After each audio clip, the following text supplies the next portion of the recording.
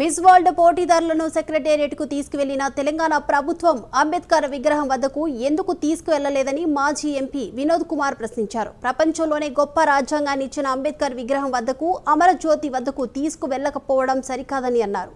CM Revanth Reddy తన పొరపాటును సరిదిద్దుకోవాలని తెలిపారు. జూన్ 2వ తేదీన మిస్ వరల్డ్ పోటీదారులను గవర్నర్ వద్దకు తీసుకువెళ్లే ముందు ఈ రెండింటిని చూపించాలని వినోద్ కుమార్ సూచించారు. మిస్ వరల్డ్ కాంటెస్టెంట్స్ వివిధ దేశాల నుండి వచ్చారు.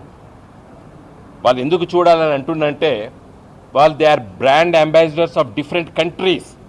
వివిధ దేశాల నుండి వచ్చిన వాళ్ళు కాబట్టి మన దేశానికి ఇంత గొప్ప రాజ్యాంగాన్ని రచించినటువంటి ఆ గొప్ప మహానుభావుడు డాక్టర్ బిఆర్ అంబేద్కర్ గారి విగ్రహాన్ని నువ్వు ఎందుకు చూపిస్తలేవు అని నా సూటి ప్రశ్న రేవంత్ రెడ్డి గారు.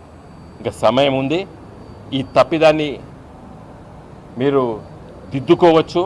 కాబట్టి వెంటనే ఈ 2వ తారీఖు లోపట వాళ్ళని డాక్టర్ బిఆర్ అంబేద్కర్ స్టాచ్యూని చూసే విధంగా ఏర్పాట్లు చేయాలని చెప్పి నేను డిమాండ్ చేస్తున్నాను.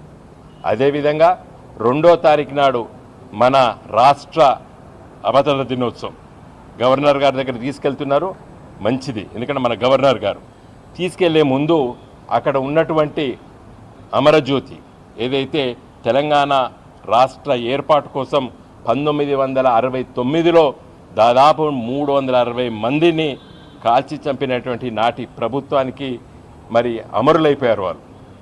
తర్వాత మలిదశ ఉద్యమంలో కొంతమంది మరి ఆత్మహత్యలు కూడా చేసుకున్నారు. వాళ్ళ కోసం కేసీఆర్ గారి నాయకత్వాన ప్రభుత్వము వాళ్ళకి స్మారక చిహ్నంగా నిర్మించుకున్నాం. అది కూడా చాలా గొప్పగా వైభవంగా మనం నిర్మించుకున్నాం సెక్రటరియట్ ముందు. నువ్వు సెక్రటరియట్ చూపించినప్పుడు ఈ 2 ఎందుకు మర్చిపోయినావు అని చెప్పి కూడా నా ప్రశ్న. Miss world contestants